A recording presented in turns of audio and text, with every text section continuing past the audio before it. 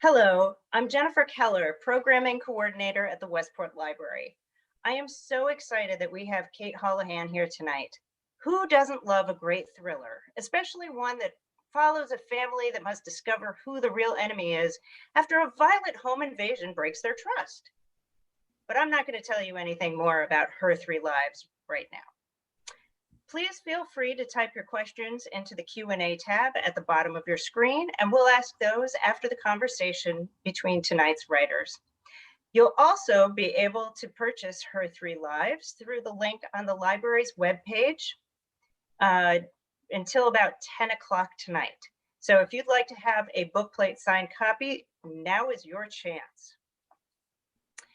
So, Cate Holahan is the USA Today best-selling author of The Widower's Wife, Lies She Told, Dark Turns, and One Little Secret. Her work as an award-winning journalist and former television producer has appeared in BusinessWeek, the Boston Globe, and on many websites. She is also a member of the Authors Guild, Sisters in Crime, and Crime Writers of Color, and she can be found also at cateholahan.com. Judith Marks-White is our interviewer tonight, and she earned her publishing stripes at Time Inc.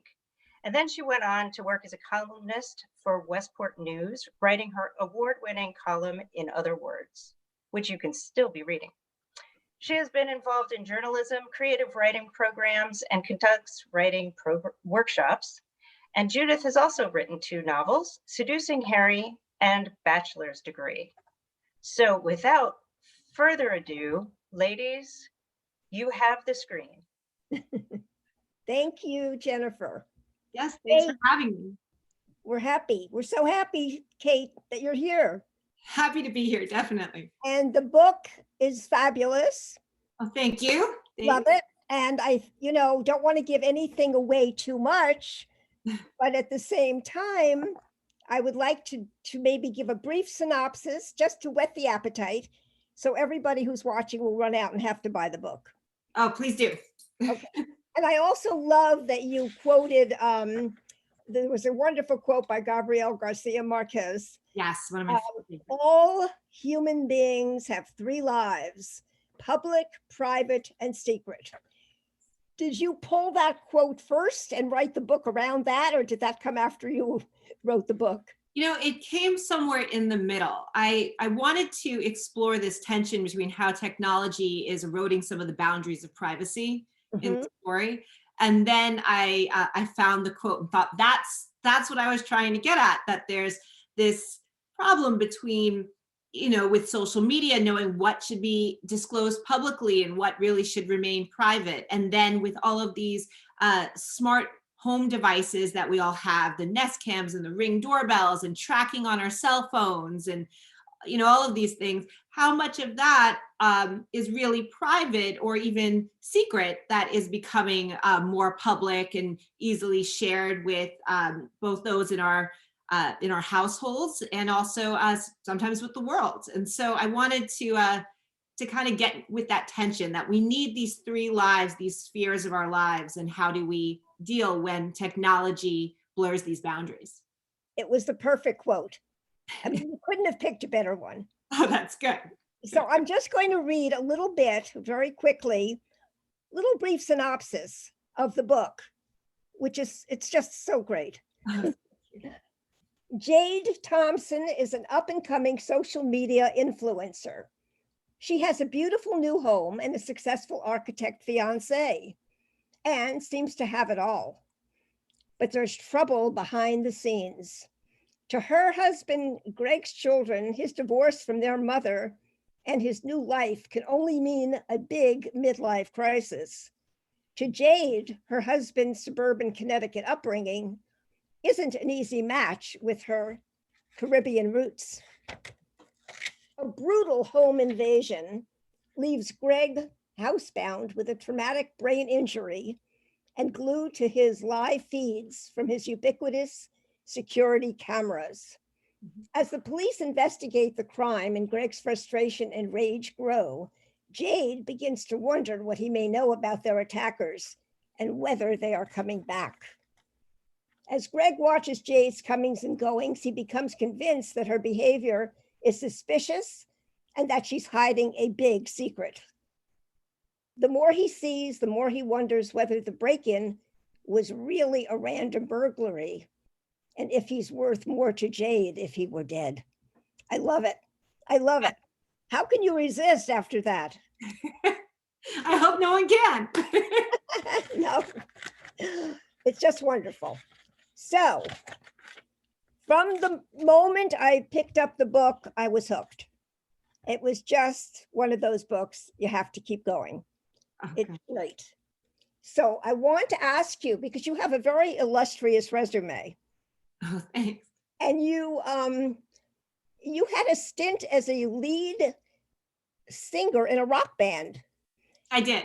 And I'm very curious how you evolved from that and got you started in the domestic mystery genre. How did that work? Sure. Well, so the band was always kind of my hobby passion, but I had written stories from the time I was a kid. And then when I went to college, I kind of looked to journalism as a way that I could get paid on a regular basis for writing stories, albeit nonfiction stories. And so I was doing that and kind of writing fiction on the side without much success because, there are people that write fiction full time. And I think that, me giving 2 hours to something a day can't really compete with some of these great writers who are doing it all day long, right? So when I had my second child, I really said, okay, I'm going to buckle down and just, really give it a go. And if it doesn't work after a year, well, then I'll go back to journalism. But if it does, then I'll have a different career. And so I went to a conference and pitched my work. I met my agent, Paula Meunier. And then after that, I got a publishing deal. And now I'm in book 5 and I have another Audible book coming out next year, probably January, February, with a group of other writers. And then I have my next standalone, hopefully summer 2022. So wonderful. Absolutely. Just fantastic. I'm also eager to know how does your background and your Caribbean roots play a part in these books? How did you incorporate that? Oh, sure. Well, so my mom is Jamaican and my dad is Irish American.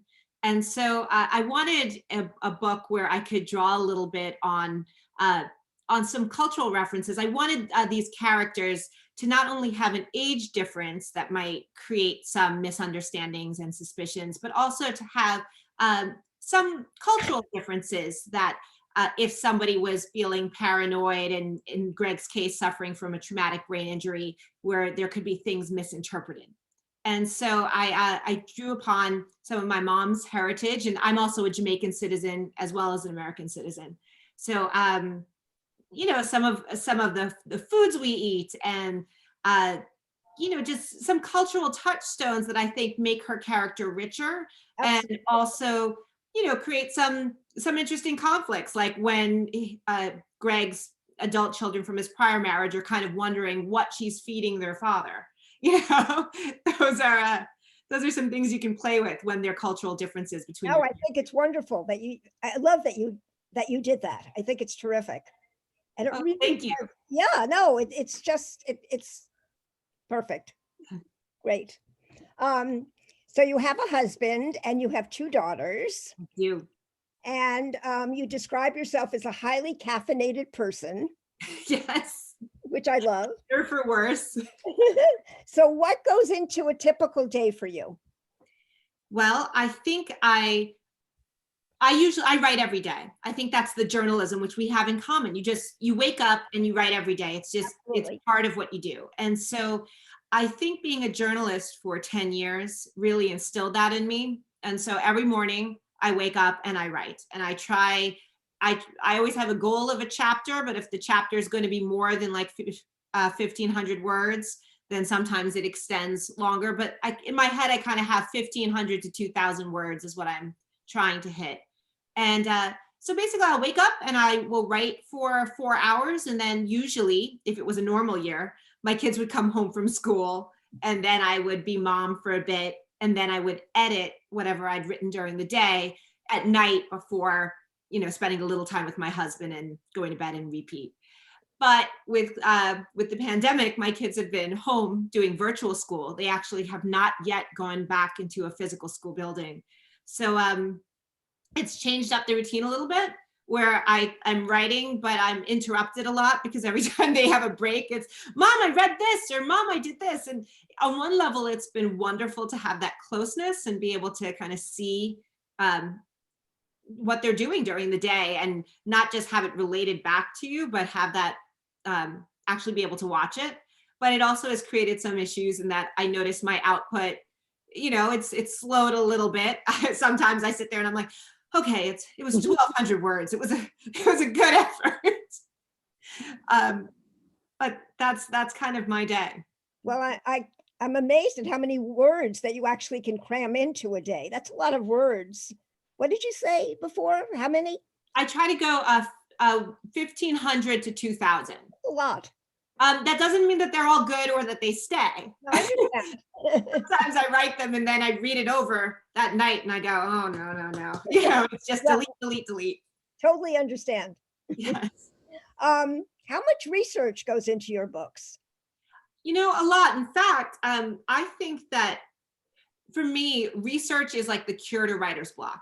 Like whenever you feel like you don't know what the character is going to do next or where the story is going to go, if you research more, you'll often find something that kind of opens up that door to wherever the story is going after. And for me, with this book, I had to research brain injuries, because the husband, Greg, suffers a traumatic brain injury when the robbers come in and they hit him over the head with a crowbar during the course of this home invasion. And so it's amazing. I mean, I wonder sometimes how I did anything before the internet, because with YouTube, you can, watch an entire brain surgery where somebody was hit over the head from like soup to nuts. And you can go on message boards where people will talk about what it was like for them to have a traumatic brain injury and what their recovery process was like. And then you can access all of these doctors talking about the brain and what parts of the brain process different kinds of information. And so I could really do all of that. Plus, I also spoke to some plastic surgeons that do reconstructive surgery like this, and they kind of gave me some ideas about things that might add some more flavor and richness to the story. So there was that. And then there was also the tech element, which was, I have a lot of these cameras myself. So that was one of the things that I think initially drew me to the story, because actually it's a little bit funny. I had these cameras, these Nest cams, from the time my kids were little, because it was the way to, keep tabs. Anyone wakes up in the middle of the night, or, you can make sure no one walks down the stairs in the dark. And so I had all of these cameras, and I just kept them because they were just like the furniture in the house, and they were convenient. I could talk to my kids via intercom if I wanted them to come downstairs or something. And then they would get into these arguments, and I would find myself saying something like, well, I can see who started it. I can go to the tape. Like I'll look on my phone right now. And then I thought, well, that has to be psychologically damaging that they don't have a kind of private internal life within the house. They're always being recorded, and I can always kind of, look in on them, even if don't do it that often. And so that was kind of the germ of the story here was, well, what happens when they're two adults and there's reasons where there's some suspicion and these devices exist. And so there was some research that went into that. And I'm sure my kids would like to say that research ended with Mommy removing all the cameras, but it did not. But I changed some of the locations. So Love it. it's not as invasive, It's funny because you just said that I was going to ask you a question about writer's block and how you, if in fact you ever suffer from it, and you did say that doing research has helped you over a hump, if there is a hump. I don't know if you suffer ever from the writer's block or not, but I mean, I guess not just plowing through it, just if you're going to write and you just know every work day, Monday through Friday, I'm trying to hit that 1,500 word mark. you write through it. And often, even if you delete the first half of what you've written when it was all kind of mumbo jumbo, you find something that then gets you to that other side. Absolutely.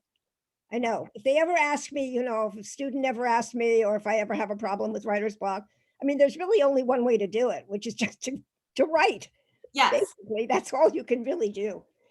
Agreed. Because I think that you can psych yourself out. Yeah. It's like you're aiming for some level of perfection that actually might not come onto the third rewrite. So you might as well just write something bad rather than not write at all. I agree. Absolutely. The idea is to make sure that you write and every day, and which you do, and which I do. And yes, absolutely important. Yeah. Agreed. How do you find that research gets you through it too? Is sometimes just it does. And it's funny because in both of the books that I wrote, I had to do heavy research so that people actually, they think you've actually experienced every single thing you've ever written about. And, I had to write in my second book, I had to talk a little bit about the art, well, not a little bit, a lot about the art world in London, which I really didn't know that much about. But by the time I finished researching it, I felt like I was an expert, and everybody thought, wow, she's really. And probably the enthusiasm you had for learning about the subject comes through in the material. That's why when anyone ever says, oh, write what you know, I always say, switch and go, no, write what you want to learn. I agree with that. Right? Because you get that excitement and it comes through. Absolutely, without a doubt. Yeah. I'm not from the school of write what you know. Right. Yeah. Another question I had for you was, when you're starting out with the book, do you outline the book first? Do you know what's going to happen? I try, and I have these extensive outlines that I work in Excel. My father tried to teach me Excel. I think when he thought that maybe I'd have a hope of not having an artistic career. And I never learned how to use these cells for anything math related. However, I will plot out a book in Excel, then I can move the chapters around, and I have my A storyline and B storyline and where they connect. And then I have another sheet with my character arcs and the points I want to hit with the characters. And so when I sit down to write, usually I have at the very least that plan through for like my first act. Mm-hmm. And, and then when I'm writing, the characters will say things and change a bit. And sometimes I'll realize, oh, I thought I was going here. It's not. And then I will go back and I will replot, and then I go back to the story. So it's this constant back and forth, but I always try to have a roadmap that at least is taking me to the end of the act. So I have a point where I'm trying to go. So you pretty much know what the ending will be. I mean, I try to. It's yes. not total mystery to you. Yes, and also I find that helps because when I pitch my books to my publisher, a lot of times they're not written. You're selling it off of a pitch, and so they want to know how it ends before they buy something that they think I've really screwed up. They want to know. Oh, I totally understand. In fact, when I did my first book, I was surprised that my agent wasn't going to have a fit when I said to her, I don't outline really. I really don't. I kind of go by the seat of my pants. And I thought, oh no, she'll never take me on. Well, but I mean, people have different ways of stories evolving. And I do know I have some friends who say they're pantsers, and they get to endings that are so surprising, I think in part because they've surprised themselves. And then they kind of go back through the editing process and weave it in to make sure it doesn't come out of left field. Yeah. Which is definitely another way to do it. I just am a bit of a control freak. So I'm trying to control the process as much as. No, I think it's wonderful.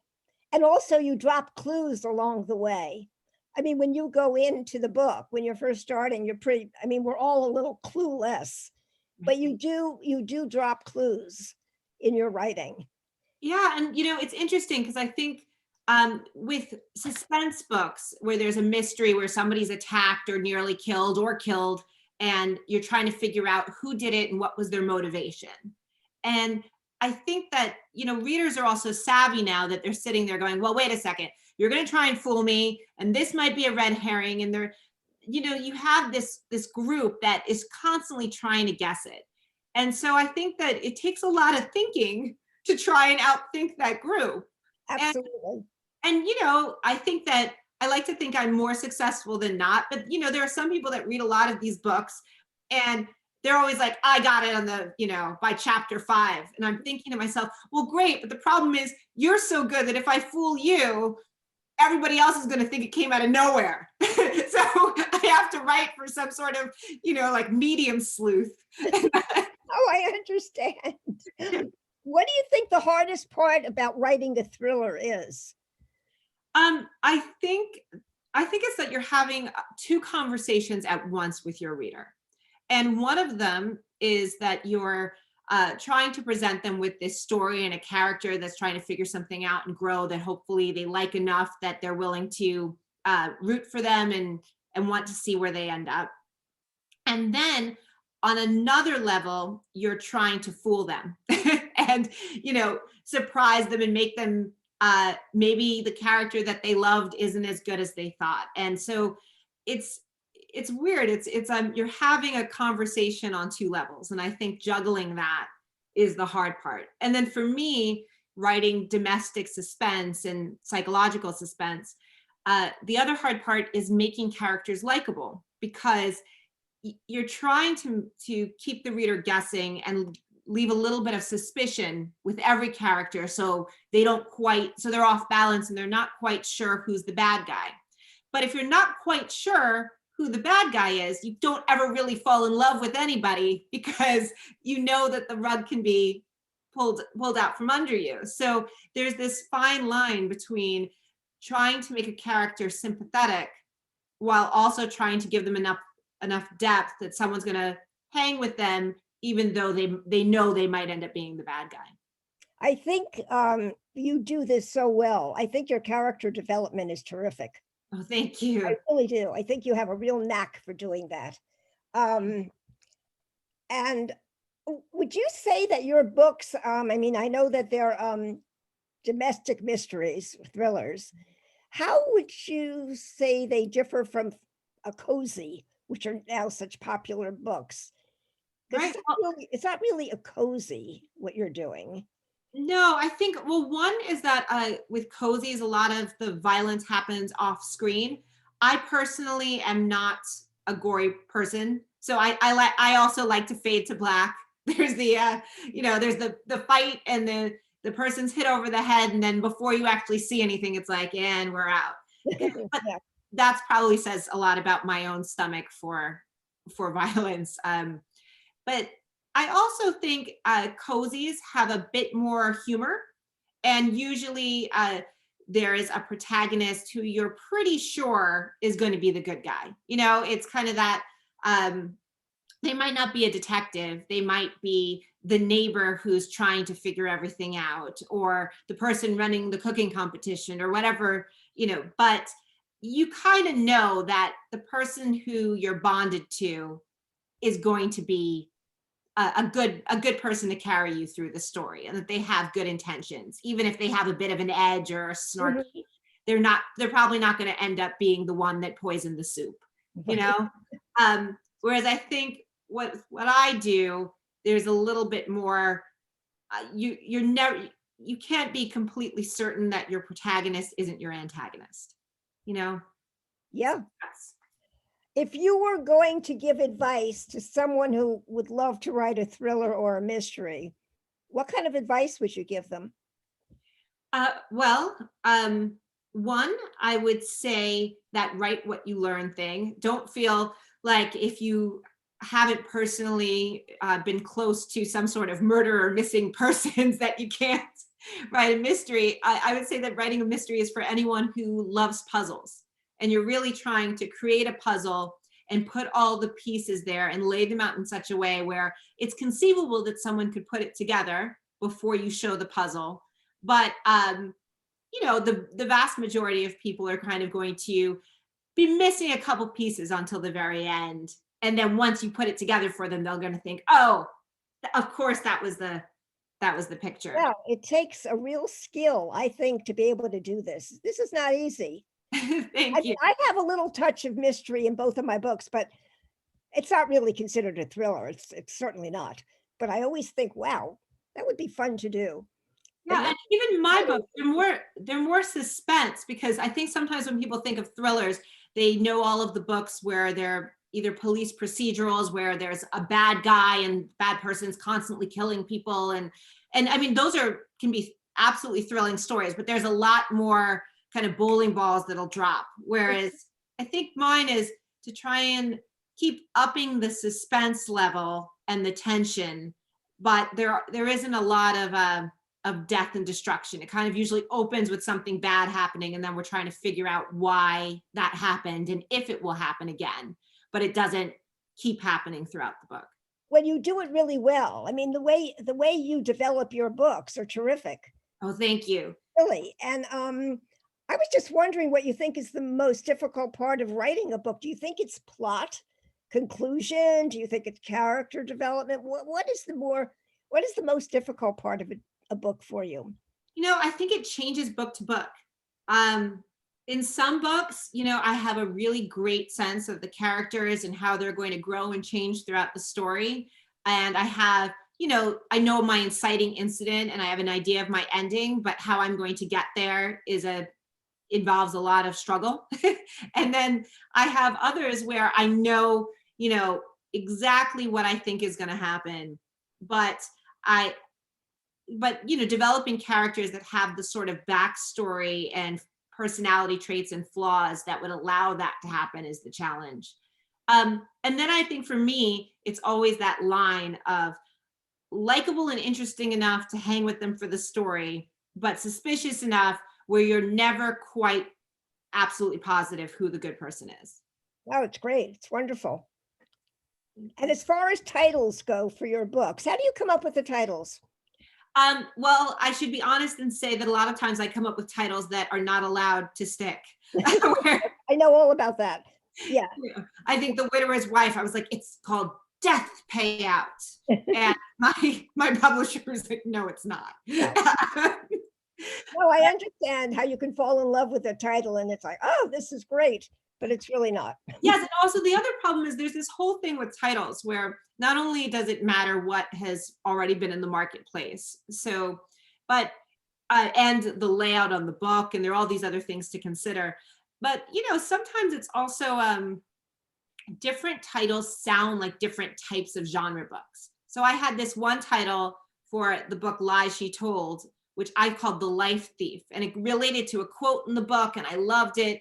I said, to be a writer was a life thief every day, was to be a life thief. Every day I robbed myself blind, because the main character was a writer. And I fell in love with it, and that was my title. And I heard, well, no, because there's this movie called The Book Thief, and it's a World War II, a Holocaust story, and everyone's going to think that when they pick up this title. And so there's all of these considerations that go into it. But yeah. I'm very happy to say that Her Three Lives was my original title, because I had that Gabriel Garcia Marquez quote. I know, it's perfect. Yes. Wonderful. But it was like the first title I've ever got to keep, where they were like, we're not going to rewrite that. No, I understand. And I know that the publishers do make a big deal over titles. It's very important. Yes. And also of the names of characters. That's also something that is, talk about. And it's funny because you want the name to sound like it could be someone's name, but you don't want it to be a prominent person's name. And names are always difficult, and you can't have too many names that start with the same letter, because then that gets confusing to the reader. And so, in fact, I think in the original version of this book, Jade's name was Anya, and her mother was Abigail, and that was way too confusing. Whereas I thought it was cute, because that's something I know a lot of Jamaican families do. They carry the same letter through. All the children's names will start with the same letter. And there's also a lot of naming after people. So there are a lot of juniors. But it was just too confusing to have two characters that had A names that were prominent. I know. I had a name that I was so stuck on with one of my books, and I thought, oh my God, I have to use this name. And I was obsessed and fixated over this name, which was Quentin Peach. And I thought, It's good. Oh, it's so fabulous. And my editor said, I think we need to change the name. I don't think Quentin Peach is going to work. I can imagine Quentin though in a suit, like going through a very nice house looking for Sherry and the dead body. That's probably true, but not for what I was doing. So we ended up naming him Blake Hamilton or something like that. I can't even remember my character. My God, Blake was his name. We went from Quentin to Blake. Your writing process, you're working on a computer, or do you do free longhand? How do you do this? My handwriting is terrible. I would never be able to transcribe it afterwards. So I write on computer. Also, I kind of edit as I go along. So every day when I write that chapter at night, I'm rereading that chapter and striking things and Yeah. So I really need a delete key. Like I need something where I can, you know, even if I can highlight an entire section and delete it, all the better, you know. Yeah. No, I understand, because I would do the same thing where I would write and then I would come back to it and tear it apart. Yes, I mean, I don't know how people did it with typewriters, because it's not so easy to erase your words. Well, back in the day, because you're too young, but I'm not, all we had were typewriters. No, I mean, when I started, I remember the typewriter, and you could go back and there was like a cancel key where it would like punch out the letter and then it would punch it back. But yeah, but the problem is if you do that too much, your paper just becomes like, it disintegrates. No, it's much better to have the computer, I agree. Although I do write a lot in longhand too. Oh, you do? Well, that's good. Maybe I you're like the feel of a pen in my hand sometimes. I yeah, do. it's always funny. I think I know for me, I feel like sometimes I write, my ideas come through my fingers better than they do my mouth. I understand. Yes. And lately what I've been doing is it just seems that every morning I'm writing a poem. Oh, And it just started about, I guess when the pandemic started, I started writing poetry and I thought, wow, this feels really good as a warm-up exercise. that does sound good. I should try that, because as I was saying to you before, I come being half Jamaican and half Irish. Both cultures are not known for their ability to tell a short story. So I think I'm always leaning toward the verbose, which is why I need my delete key. So maybe it would put me in a different frame of mind. Fun. Yeah. Can you talk a little bit about your next book? Sure. So I don't have the title yet. Yeah. It's a story that kind of takes place in during the pandemic, because with the books I write, they are all contemporary fiction. And so I feel that, you know, this is what we're all dealing with, so it should reflect that. But it's been a challenge because usually if you were writing a story about where there's a pandemic, the pandemic would be your story. And in this case, it's the backdrop to a murder mystery suspense story in which there's a murder of a person's neighbor, and meanwhile one of the characters has a restaurant that is going under, and they have a townhouse that they'd inherited, and they decide to rent out the top floor apartment. And they do when they start to think that the person who's occupying the space might have had something to do with the murder. The problem is that there's an eviction moratorium. So there's no getting this person out without pretty strong evidence. And so it's kind of the the threat is in the house, the danger is inside, but maybe not. That's the thing with what I write is, or they could possibly be interpreting the information incorrectly. So love it. It's good. Thanks. Are you getting ready to deal with the pandemic as a backdrop by then? Because I think right now we're all still in it, so it's a bit too raw. You know, nobody wants to read a story where the characters are pulling up masks because we have to do it. So we'll see how people feel summer 2022. Yeah. Sounds great. Are you excited when you get up every day?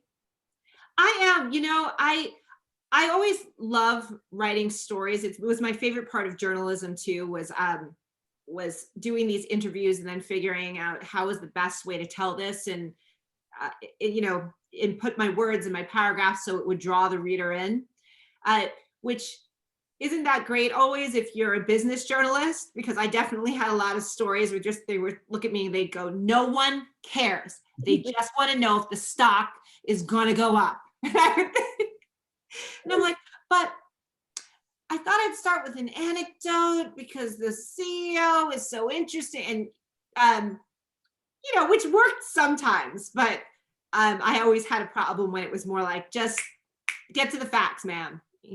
Well, I think you're very enthusiastic. I think your enthusiasm goes right through the books. You can feel it. You can feel that energy. Thank you. There is definitely an energy. Thanks. Yeah. That's good to know, because you're always trying to keep that energy up and keep people on the pages. Absolutely. I get the feeling that you're enjoying yourself. I am. I mean, it's definitely, it's a privilege and a pleasure to be able to do something that you love for work. And I don't take it for granted, because I also loved being a journalist, but to be able to sit there and really come up with a story out of your own head has just been such a joy. Jennifer's back. Hey, Jen. Hi, Jen. Hey, everybody. So we have some questions from the audience. Okay. Oh, yeah. If I can interject, this has been such fun listening to two writers discussing their craft. I am not a writer, so I still find it fascinating. So Cate, the audience would like to know, why and how did you start writing thrillers? I mean, of all the genres on the planet, why that? Well, I think I like the puzzle aspect of it. So there was that. There's probably something my therapist can come up with too, but that is more of a subconscious, way of dealing with stress. I often joke that I write from a place of anxiety, which means that I think of something that's been bothering me. It's on my mind. Like in this case, how comfortable I am with all of this technology that essentially spies on me all the time, right? And how convenient it is, and what I might not be paying attention to, and kind of, tightening a noose around my own neck by adopting all of this that might turn around and bite me. And so that was worrying me. And then kind of one of the ways I deal with those anxieties is I think, well, let's just throw ourselves into it and write a story about the worst that I think could happen. And so I think that's one of the appeals, is to kind of look at something that's, that makes us uncomfortable, and then think, well, how can we write a story about this which contextualizes it and breaks it down, and and becomes interesting, and maybe even gets people to think a bit. Well, I will admit that the technology aspect in this book is exactly what keeps me up at night, and why I actually don't have any of those things in my house. Because smarter than I am. See, I get lulled into complacency. And See, I'm just afraid of what Alexa is actually going to start telling me. So another question that we have is, do you read thriller writers? And if so, which thriller writers are you reading? Yes.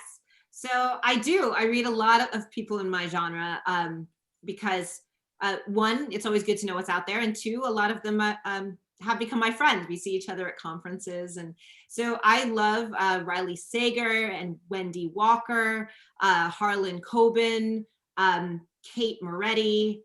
There's so many that I could just keep going. Joe Clifford. I'm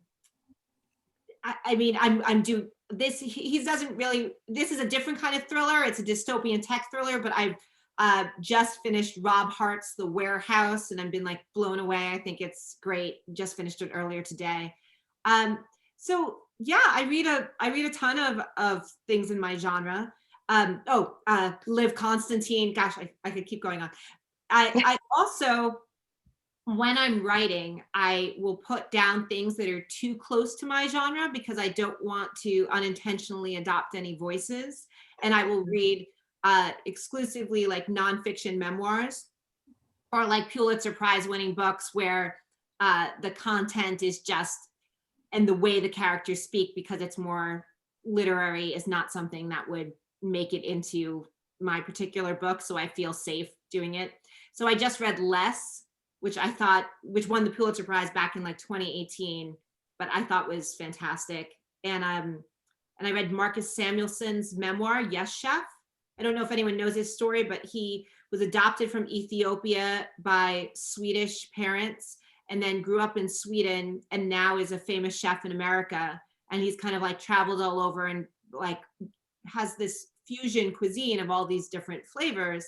And so he tells a story that's really about identity and how he thinks of himself being an African person who grew up in Sweden with Swedish parents, with really only Swedish culture, and then kind of went all around the world. So that's a cool one. That one is good, actually. Anybody else that you've read lately that's not in the thriller that's really tickled your fancy? Well, I as you can probably tell from the title of the book, I love I love things that have a bit of a fantasy element, this magical realism. And so I do read some Murakami and Gabriel Garcia Marquez, and I try to mix it up, and then hopefully all these influences are somewhere in the back of my brain when I'm coming up with a cool puzzle. Excellent. Okay, so the last question that we have, I believe, is so you've told us about your next book that you're writing, but what else do you want to learn or write about in the future? Well, the book that we have coming out January, February, the Audible book, it's called Young Rich Widows, and I'm writing it with some great writers, Vanessa Lilly, Kimberly Bell, and Lane Fargo.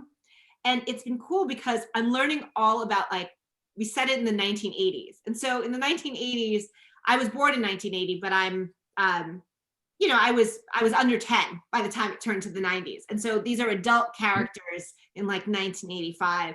And so it's been really cool to kind of learn about that decade and what was going on in America, and bring that all in as a backdrop to this kind of legal thriller mob story that's like, these were all over the television when like Michael Connolly and, all these guys had the firm. And anyway, so we were doing that, and that's been a lot of fun.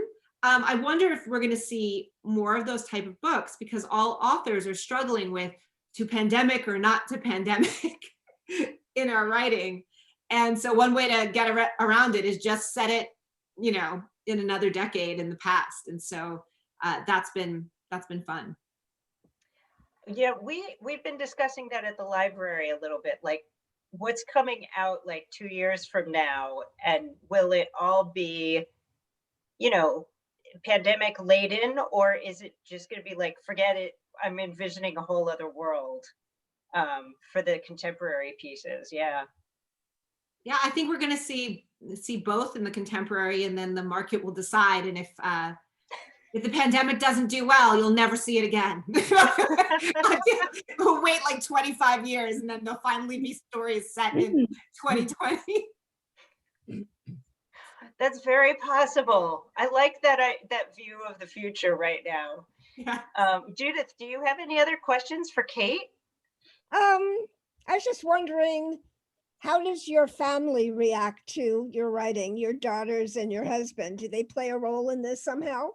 Well, my daughters are not, they're 9 and just turned 11, so they're not allowed anywhere near my books.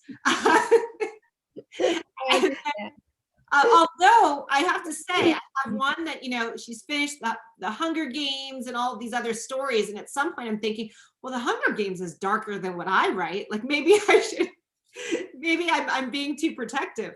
No, I understand. And, my poor husband, people constantly ask him if, to signal if he's not okay. So, you're like, blink twice. Okay, I'm going to say that I never thought of that before, but I'm going to be much more aware of writers' significant others after tonight. Yes. Yeah. Wow, Kate, you have certainly brought a lot of thinking to Westport today. Good. I hope no one's looking at their spouse askance after this, but why are you enjoying reading that thriller so much? Are you getting ideas? Oh my goodness. And there was that horrible story where somebody did that. Mm. Oh, yeah. I'm sure there are a lot more that we haven't heard yet. Oh my So goodness. hopefully nobody's reading your book, Kate, and coming up with any ideas for anything. Yes. This is not a how-to book. It is not. And also I researched the heck out of it, but not that well that you'd get away with it.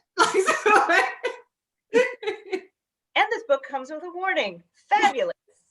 Oh my gosh. Thank you both so much for such a fun conversation today. I loved delving into your writing patterns and process and just finding out a little bit more about how your brain works, Kate. And thank you, Judith, for really bringing this to life for all of us. Oh, thank you. It was just wonderful to meet you, Kate. Oh, and it's been great to meet you virtually, Judith. And thank you so much for the great questions. And thanks, Jennifer, for having both of us. Well, and hopefully soon we'll be able to meet up in the Westport Library. So thank you all also for joining us at home today. Like I said, hopefully soon we'll be able to have one or two of these at the library someplace. Remember, you can still purchase a copy of Her Three Lives through the next few hours through the link on the registration webpage. Or, of course, you can borrow a copy from the library. And remember to keep watching westportlibrary.org for future and recorded events. Thank you all for coming tonight. Thank you. Thank you.